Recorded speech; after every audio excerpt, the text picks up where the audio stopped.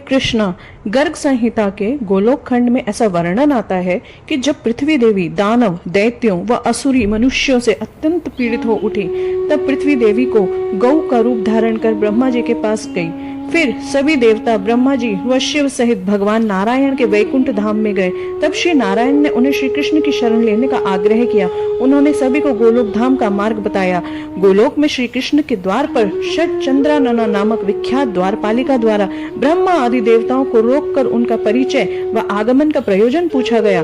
गोलोक में देवताओं ने अनंत कोटि सूर्यों की ज्योति का एक महान पुंज देखा।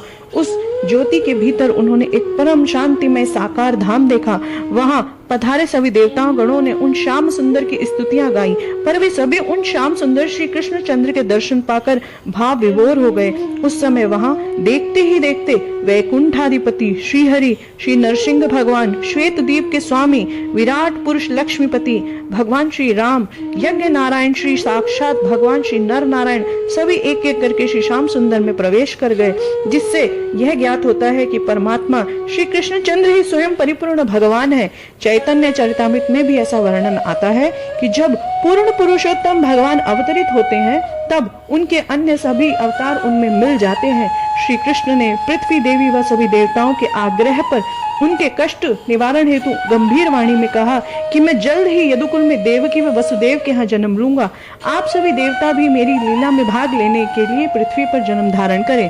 श्री कृष्ण के ऐसे वचन सुनकर वियोग भाव में उत्पन्न विहल हो श्री राधिका ने श्री कृष्ण से कहा कि हे माधव, आपके पृथ्वी पर चले जाने पर मैं एक क्षण भी जीवन धारण नहीं करूंगी। तब श्री भगवान बोले कि हे राधिके, तुम विषाद मत करो, मैं धराधाम पर तुम्हारे साथ ही अवतरित होऊंगा। यह सुन श्री राधिका जी तुरंत बोली कि हे प्रभु, जहाँ वृंदावन नहीं है, यमुना नहीं है और गोवर्धन पर्वत नहीं है, वहाँ मेरे मन को सुख नहीं मिलेगा। श्री राधिका जी के इस प्रकार वचन सुनते ही श्री कृष्ण चंद्र ने अपने धाम से 84 कोस भूमि, गोवर्धन पर्वत एवं यमुना नदी को भूतल पर भेजा। उस समय वहां उपस्थित सभी देवताओं गणों ने बारंबार श्री कृष्ण चंद्र को प्रणाम किया।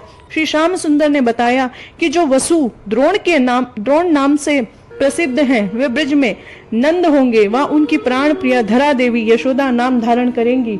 वृषभानु व कीर्ति माता, जो पूर्व जन्म में सुचंद्र व कलावती नाम से विख्यात हैं, उनके यहाँ श्री राधिका जी पुत्री रूप में प्रकट होंगी।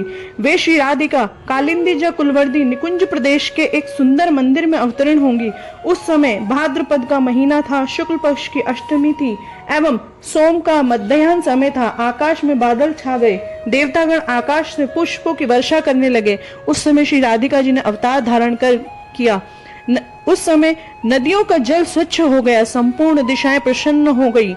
कमलों की सुगंध से व्याप्त शीतल वायु मंद गति से प्रवाहित होने लगी। शरद पूर्णिमा के शश चंद्रमाओं से भी अधिक अभिराम सुंदर कन्या को देखकर गोपी कीर्तिदा आनंद में मग्न हो गई। उन्होंने मंगल कृत्य कराकर पुत्री के कल्याण की कामना हेतु 2 लाख उत्तम गौओं को ब्राह्मणों को दान दिया। जिन श्री राधिका जी के दर्शनों को अनेकों तत्वज्ञ सैकड़ों जन्मों तक तप कर भी एक झांकी तक नहीं प्राप्त कर पाते, वे श्री राधिका जी वृषभानु के यहाँ साकार रूप में प्रकट हुई। सभी देवतागण उनके दर्शन पाने के लिए रूप बदल बदल कर आने लगे।